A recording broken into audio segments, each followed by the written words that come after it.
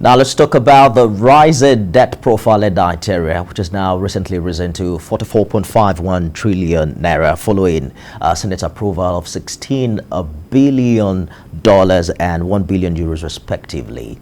Mr. Rasaq Olokoba joins us again. I was asking you earlier about your concerns about feelings of the foreign component of this public debt, particularly the foreign exchange implications in terms of debt servicing. Yeah, thank you very much for the question. We cannot isolate ourselves. Can you hear me? Yes, I can hear you now. Please go ahead. Yes, we cannot isolate ourselves from the global downturn of economy. And if you must address it, we must not address it in isolation. The world economy is in shambles, and a repair must begin immediately. And in repairing it, all the steps taken by the rest of the world to cushion the economy of their own country, we can't be left out. That is the sad reality. And one of the steps countries of the world took to ensure that the economy stabilized is to approach international money lenders to create a cushion for their economy.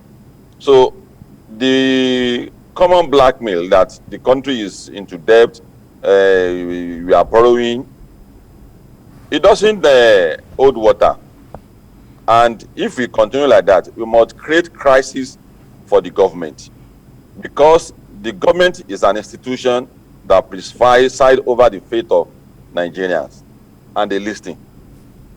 If we continue in this manner to continue to complain about debt profiling, government may decide not to borrow again, not because they don't want to borrow, but because they want to listen to Nigerians. And we are going to leave a lot of things undone. I listen carefully to justifications by our guys in government that the reason why they borrow.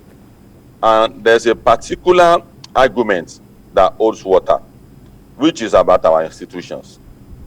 Our institutions cannot be left unattended to until our economy gets better. Population is increasing every day, and there's a need to cater for the generations that are coming.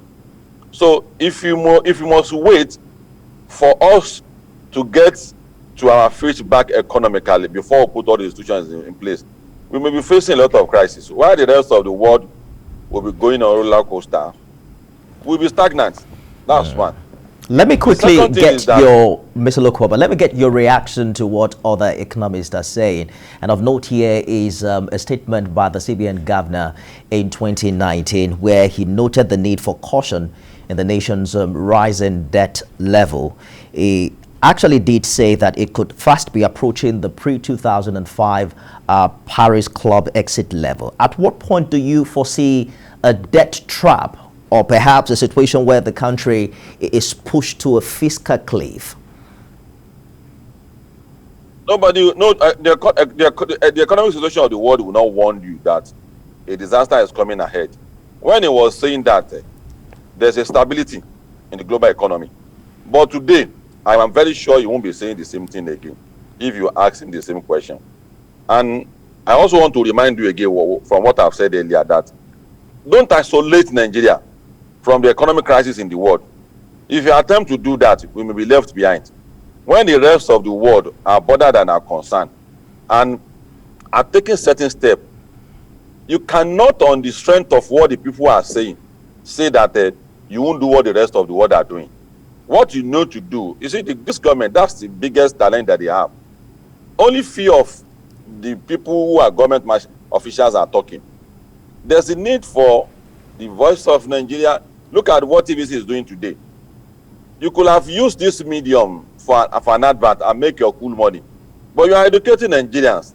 Let them know the reason why we are at the point at which we are today. NTA is not doing sufficiently about it, something sufficient about it.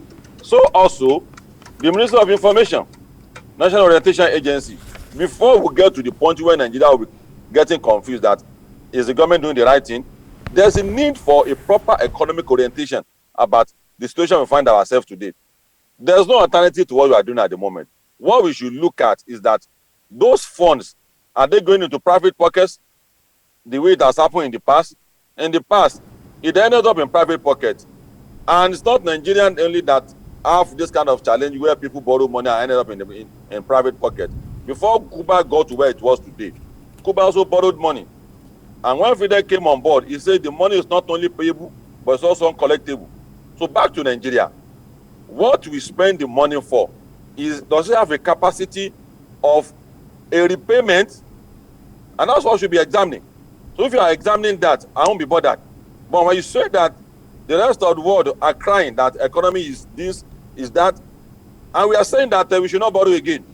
We don't have one of the several viable alternatives we have at the moment to put our economy back on feet is to go and borrow. Good place to live in. Projects have been projected into sectors like the power sector, digital economy. Perhaps attention must now turn to ensuring that government spends these funds, particularly for those purposes. Rasaq Olokoba, public affairs analyst, thank you so much for talking to us tonight. Thank you. It's a pleasure being with you. Have a wonderful night.